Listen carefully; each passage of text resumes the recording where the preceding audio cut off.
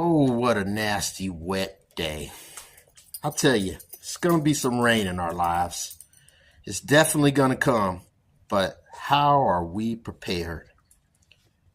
I'm under shelter in a nice cozy garage, but we can use this rain still as an analogy for our finances.